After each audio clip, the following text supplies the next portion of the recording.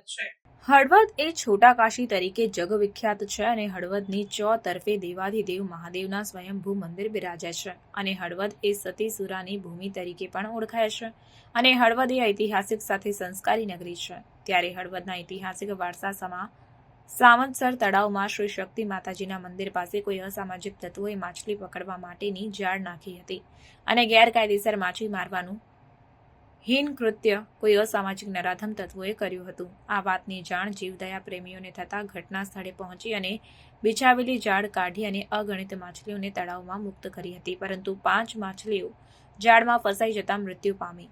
ત્યારે આ હળવદ ગામ માટે શરમજનક અને શહેરની શાંતિ ડહોળવાનો હીન પ્રયાસ જે તત્વોએ કર્યો છે, તેમજ હળવદ શહેરમાં જાહેરમાં કોઈપણ જગ્યાએ માંસ, મટન કે ઈંડાની કોઈપણ લારી નથી, પરંતુ છેલ્લા થોડાક વર્ષોથી સરકારના સંબંધિત કોઈપણ વિભાગની મંજૂરી વગર અને સરકારી જગ્યામાં દબાણ કરી ગેરકાયદેસર રીતે માંસ, મટનનું બેરોકટોક વેચાણ થઈ રહ્યું છે।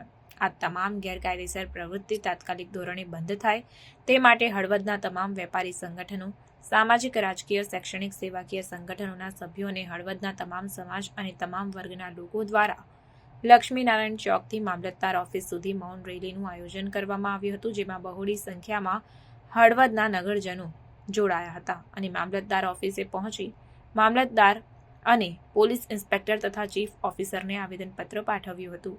હાજર પૂજ્ય સાધુ સંતો અને આગેવાનોએ જણાવ્યું કે આગામી 48 કલાકમાં આ પ્રવૃત્તિ બંધ થાય તેવી વિનંતી કરી હતી। આ કાર્યક્રમમાં પૂજ્ય દીપકદાસજી મહારાજ, પૂજ્ય ભક્તિનંદન સ્વામી સહિત વેપારી આગેવાનો, મુખ્ય રાજકીય પક્ષ ભાજપ અને કોંગ્રેસના પ્રતિનિધિઓ અને વિવિધ સંસ્થાના અગ્રણીઓ ખાસ ઉપસ્થિત રહ્યા હતા અને હાજર સૌ શાંતિપૂર્વક અને શિસ્તબદ્ધ રીતે આ કાર્યક્રમમાં જોડાયા હતા। આ રેલીમાં પોલીસ વિભાગના જવાનોએ બંદોબસ્ત સંભાળ્યો હતો। તમામ ધાર્મિક, સાંસ્કૃતિક સંસ્થાઓ અને તમામ જ્ઞાતિના આગેવાનો, હળવદનો એક હિન્દુ વ્યક્તિ અહીં એકઠો થયો છે અને ધાર્મિક લાગણી દુભાતા અહીં માનનીય સાહેબ પાસે ધા નાખો આવ્યો છે કે અમારી વિનંતીને સ્વીકાર કરો, અમારી અરજીને માન્ય રાખો અને હળવદમાં આ બધી ગેરકાયદેસર જેટલા હાટડા છે જાહેરમાં અથવા તો ખાનગીમાં એ બંધ થવા જોઈએ, કારણ કે હળવદ એક પવિત્ર અને એની સાંસ્કૃતિક અનેક કરવામાં આવે અને તળાવ ઉપર 2 હોમગાર્ડના જવાનોનો એક પોઈન્ટ મૂકવામાં આવે એવી તંત્ર પાસે હું માગણી કરું છું।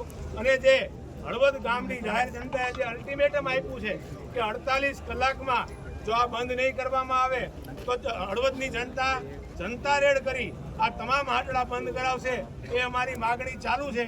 એટલે 48 કલાકની અંદર આ જે તમામ હાટડા છે એ બંધ કરી અને સરકારી જગ્યા ઉપર જે ગેરકાયદેસર દબાણ કરેલું છે અને આવી હીન પ્રવૃત્તિ કરે છે એ તાત્કાલિક ધોરણે દૂર કરવામાં આવે એવી અમારી માગણી છે। સમયે તલાવની પાયરે બિરાજતા હતા તો વચ્ચેથી હાઈવે નીકળો। એક સમયે જે વૈજનાથ મહાદેવ એ હળવદ શહેરના સામંતસર તલાવની પાર ઉપર બિરાજે, એ જ રીતે આપણા શરણેશ્વર દાદા પણ એ સામંતસર તલાવની પાર ઉપર બિરાજે છે અને આપણા જે કંઈ આધ્યાત્મિક જગતના જે આદ્યાશક્તિ માં એવા સૌની આસ્થાનું કેન્દ્ર સમા જગતજનની માં શક્તિમાં એમના બેસણા પણ આજ હજારો પરિવારોની આસ્થાનું એ ધામ છે। તો શક્તિમાના બેસણા પણ તલાવની પાયરે છે, તો સ્વામિનારાયણ ભગવાનના ચરણ પગલા પણ તલાવની પાયરે છે। સ્વામિનારાયણ ભગવાનના ચરણ રસથી પણ પ્રાસાદિક થયેલી એ ભૂમિનું સંપ્રદાયની દ્રષ્ટિએ આખા ગુજરાતભરના યાત્રિકો ત્યાં દર્શને આવે છે અને અહીંયા પાણી બહુ જ ભાવથી, મહિમાથી લોકો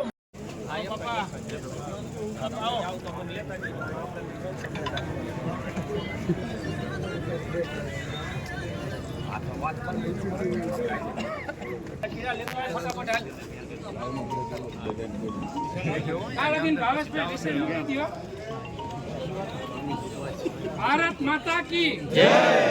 અત્યારે શાંતિપૂર્ણ રેલી એ મામલતદાર કચેરીએ પહોંચી છે। આપ બધાએ આખા રસ્તે શાંતિ જાળવી રાખી અને શાંતિપૂર્વક આપણે બદલ આભાર। ત્યારે હું ભાવેશભાઈને વિનંતી કરીશ કે આગળનો દોર સંભાળશે। હળવદ અસ્મિતા મંચના આહવાન ઉપર જે મોટી સંખ્યામાં નગરજનો અને હિન્દુ ધર્મપ્રેમી જનતા આ રેલીમાં ભાગ લીધો તે બદલ હળવદની ધર્મપ્રેમી જનતાનો હું ખૂબ ખૂબ આભાર માનું છું અને તંત્ર પાસે એવી માગણી કરું છું કે આ જે સળગતો પ્રશ્ન છે, હળવદની જે અસ્મિતા છે, હળવદની જે ઓળખ છે એ અકબંધ રહે એના માટે તમામ જ્ઞાતિ કટિબદ્ધ છે.